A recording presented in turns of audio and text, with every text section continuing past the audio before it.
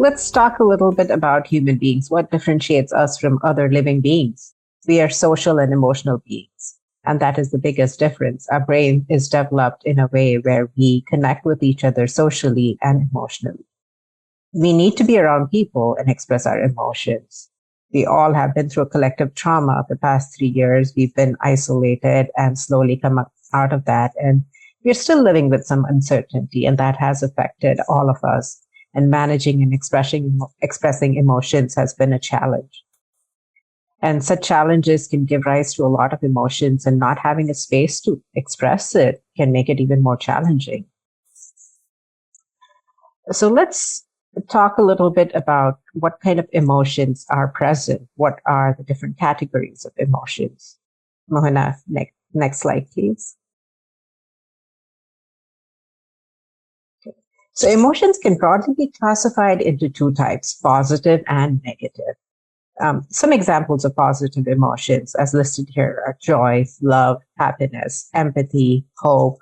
Some examples of negative emotions are anger, guilt, sadness, shame, and fear. In our society, predominantly we categorize positive emotions as good and negative emotions as bad.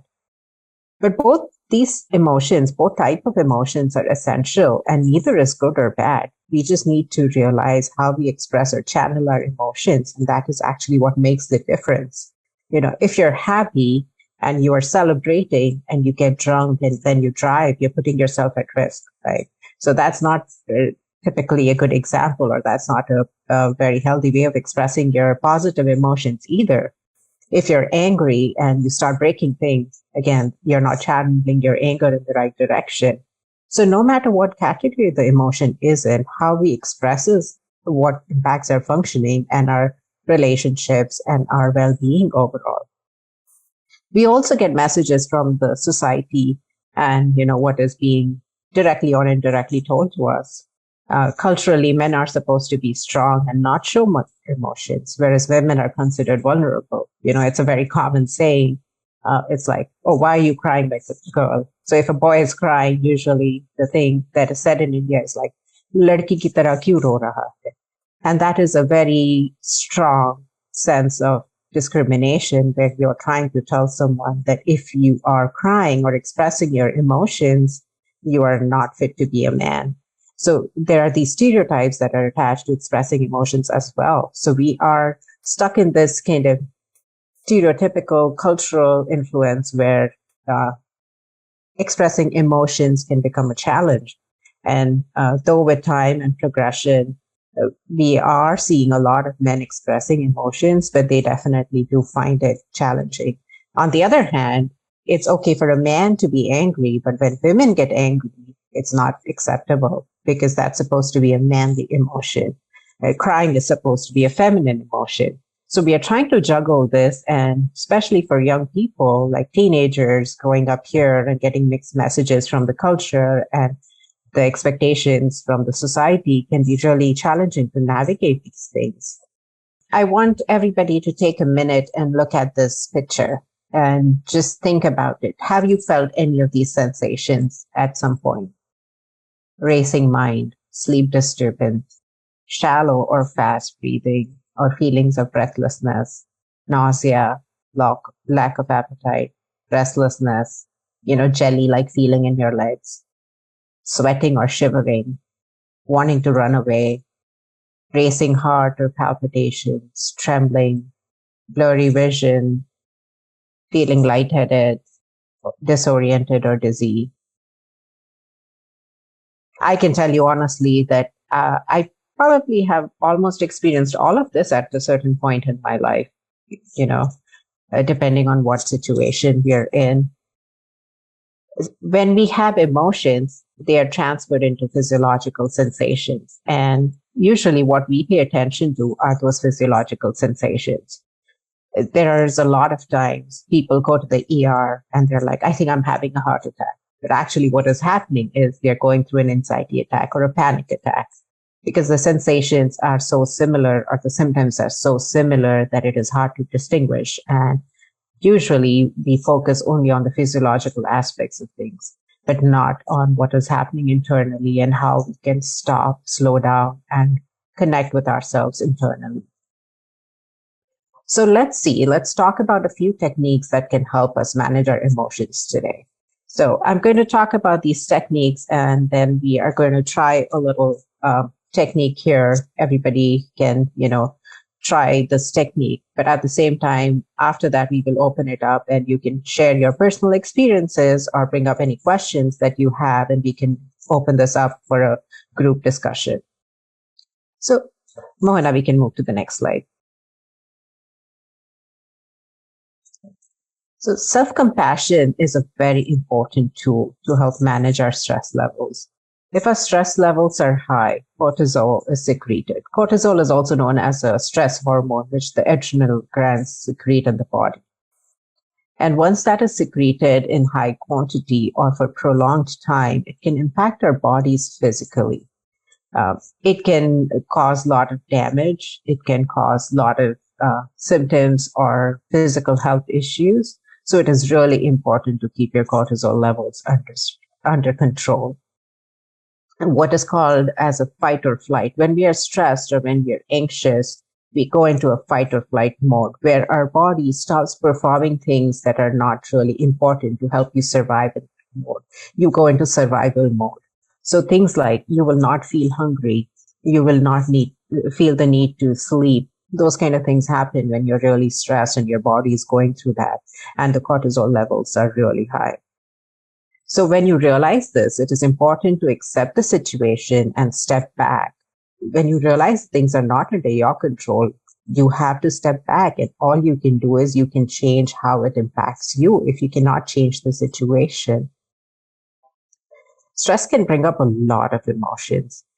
What is helpful here is how we channel those emotions in a healthy manner, because we are going to feel angry. We are going to feel, sad. We are going to feel guilty at times. We are going to express a wide range of emotions. And in fact, it is healthy to express this wide range. It's a spectrum, and we need to be on the entire spectrum. We cannot just be stuck in the middle or at one, either end of it. We need to be able to navigate throughout that spectrum and express our emotions, experience those emotions. If we try to just subdue those emotions, if we do not express them, what is going to happen is they're going to just be buried inside, and they're going to come out in different ways. When a lot of fear, insecurities are held inside, it may be projected as anger. Sometimes that can come out as, crying.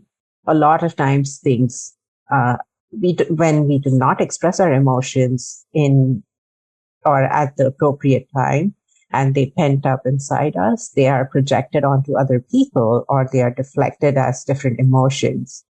One of the best ways people think to deal with emotions is avoidance. In fact, that is the most harmful way of dealing with emotions. Avoidance does not help solve the situation or help us, deal with those emotions. The more healthier option here instead of avoidance is mindfulness, using mindfulness techniques. If you're experiencing anger, sit down, take a deep breath, and do a body scan. Realize how your body is feeling. I'm sure you will be able to feel some difference in your bodies, like your shoulders are tight, your chest is tight. You're going to feel like the tenseness in your eyebrows, maybe different parts of your body. When you do a body scan, that's when you realize, like, okay, I am feeling this way, and this is because I'm angry right now. So when you relax your body, when you are trying to decrease that cortisol level in your body, so your anger is going to get lower, and you're going to start feeling less angry eventually, and you will be able to get through it.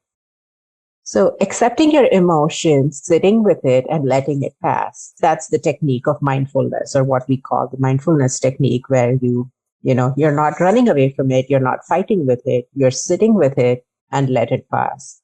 This is a very ancient tradition. And it was in all the South Asian countries. This was practiced for centuries.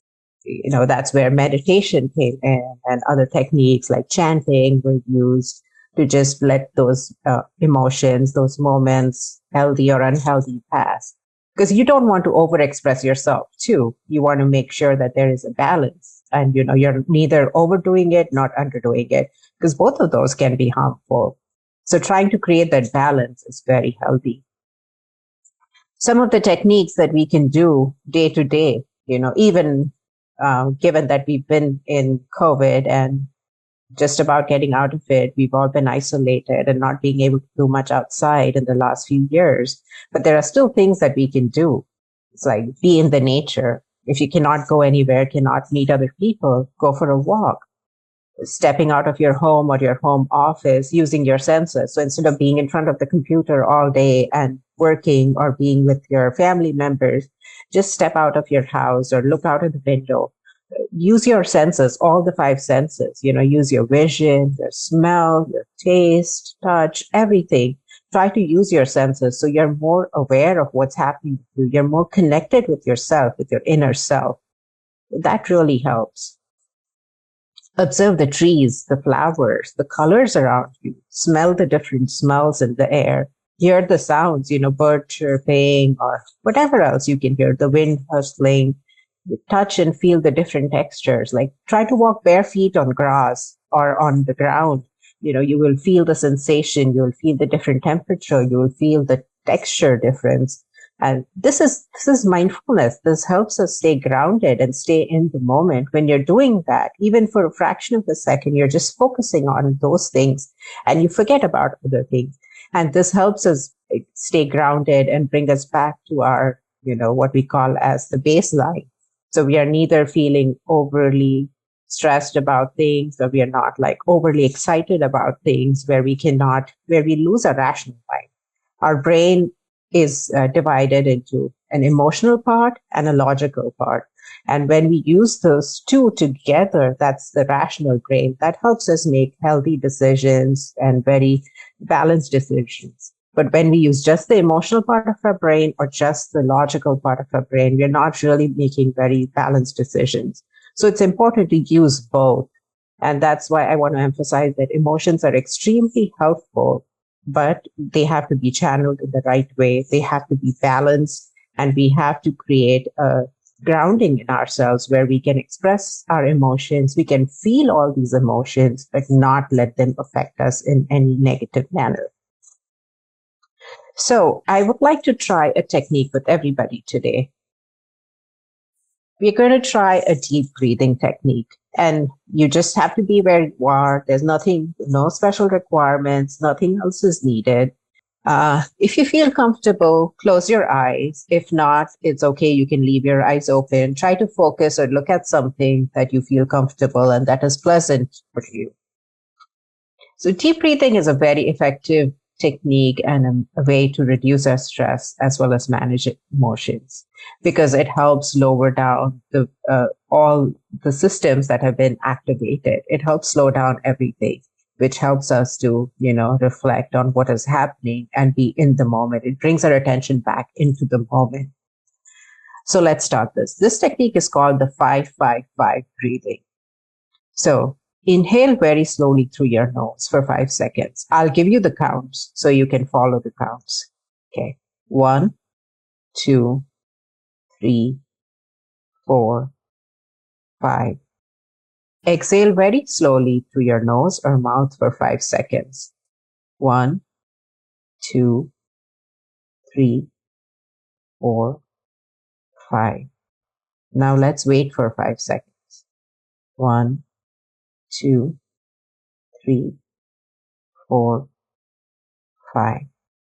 Now repeat the process 3 more times. So this is the technique, and we can do this. When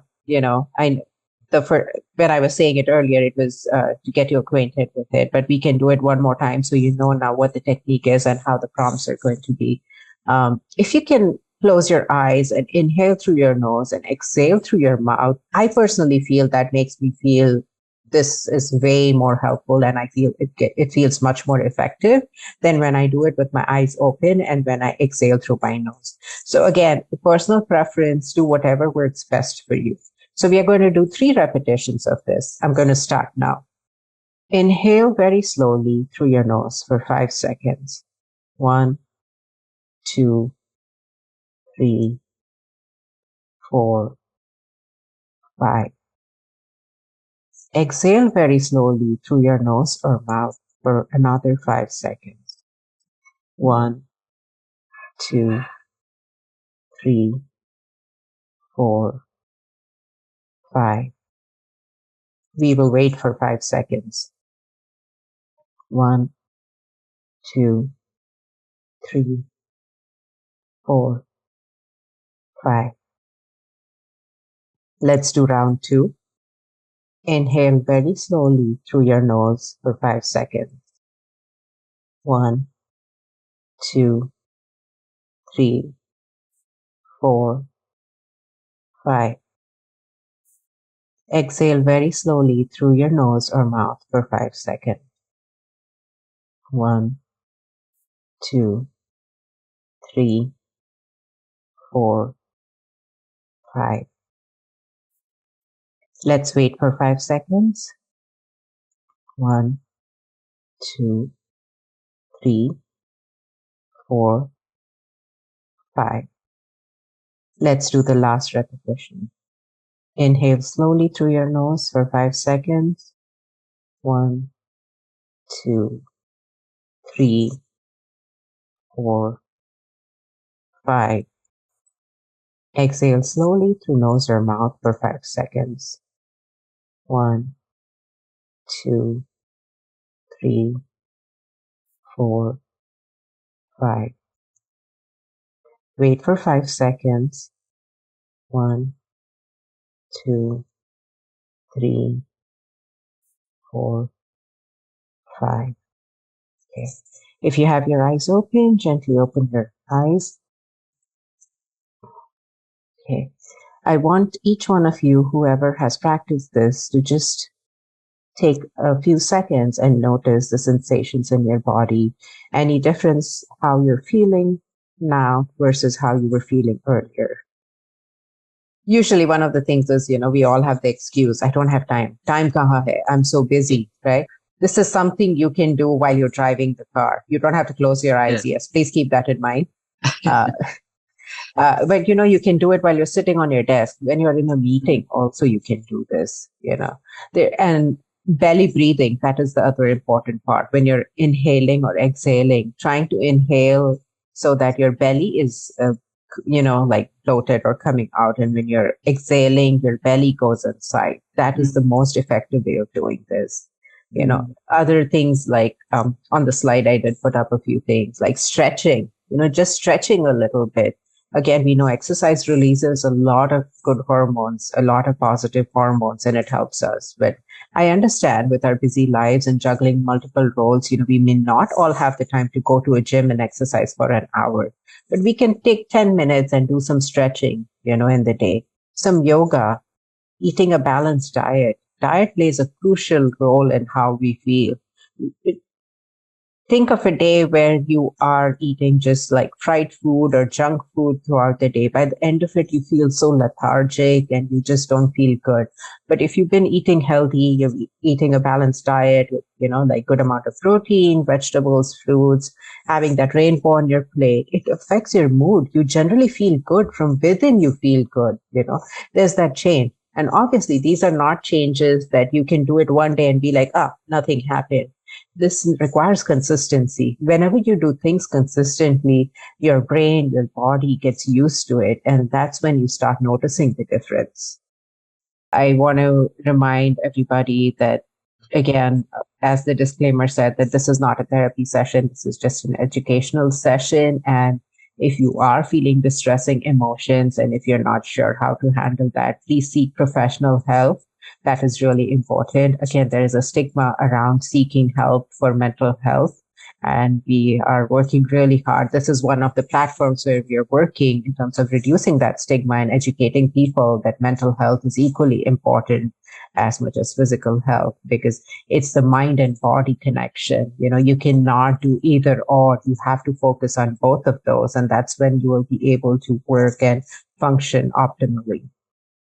The only thing I do is, as a parent, is, when I have that worry, for example, in me, right?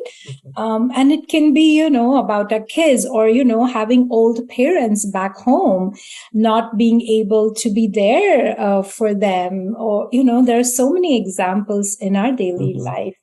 So the only thing I do is I remind myself saying, and I tell myself, I do self-talk. And it's like, okay, if I'm worrying, I am introducing negative information in their vibrational field. And when I'm doing that, it's the opposite of what I'm trying to do. So for me personally, just those two words are very powerful. And it helps me let go. It helps me step back. And then it's just a wonderful reminder. But I wasn't sure, if that's, as a psychologist, if that's something you guys discuss. So apologies. I wasn't sure. No, not at all. I think energy is something that we all know that, energy travels, right? And we know that sometimes we are around some people or we are suddenly in a place and we feel differently and we're like, I don't know why I'm feeling uneasy. I don't feel good here. And we know around some people somehow we just feel like, oh, I feel good. I feel uplifted. So definitely energy travels. It's a big part of it. I remember long time ago, there was a book called The Secret. And that kind of touches on this. And I remember reading that. And I was just amazed on, this was before I was in the field of psychology and got my doctorate. And I was just amazed on how they talk about it and all the scientific explanations that were given. Everything was validated scientifically. And it was just amazing to be exposed. That's why I told you that, the field of clinical psychology does not really touch on that. But yes, out of personal experience and my own, growth and wanting to learn and know about things, that's something I have read about. And definitely, I believe in the energy. That's why when I was saying that, when you leave the room, you need to step out of that. You need to break that energy transfer that's happening. So when you step out of the room, that energy that's traveling is stopped. There's a break in that. And then you change your vibrations and you come back in a more calmer, positive demeanor, and that changes the situation overall. Thank you so much. We can all feel how passionate we are about this topic. Thank you so much. So grateful. Okay, I want to point out one thing there. I think there were a few people who wanted to share on chat but were not comfortable talking, and some who didn't want to. That itself, I think, today tells us that this is still a very touchy topic. People don't want to talk about it openly. We are still fearing judgment, or we are still fearing like, oh, should I, not judgment from others, but also from ourselves. So it is important to, again, take a step back and look within ourselves and realize where we are and how important this is. And also, what are we modeling to the new generations? We want to teach them to be healthy and successful human beings. And one of the ways of being healthy is by having a emotionally balanced life. And by doing and expressing your emotions in a healthy manner is how you're going to achieve that. That is one big part of it. We are seeing suicide rates increasing. We are seeing incarcerations are increasing. We have seen a huge increase in crime. And all of that is because we are not able to express our emotions in healthy manners. And so we are projecting all these things and, all the negative emotions are increasing. So just a reminder that even here today on this platform, we are seeing that there is hesitation about talking about this topic. So just something to be mindful of that, let's be the change. The support group, we have CWC Behavioral Health Support Group. And like Dr. Sheetal said, that it's difficult for some of us to talk, to discuss in the open. But we offer a safe haven, a closed network. And even within that, if we are not comfortable, then, we can work one-on-one and help you find a way out. If you become a part of the support group, then, we will do our very best to find whatever it is, that's most suitable for you. I think I just want to say once again, you'll get tired of hearing this, but please don't suppress your emotions. We cannot even, list all the things and how harmful it is about suppressing your emotions. So please realize that emotions are a part of human mind, and, we need to address them. We need to face them. Avoidance, denial, repression is not going to help us. So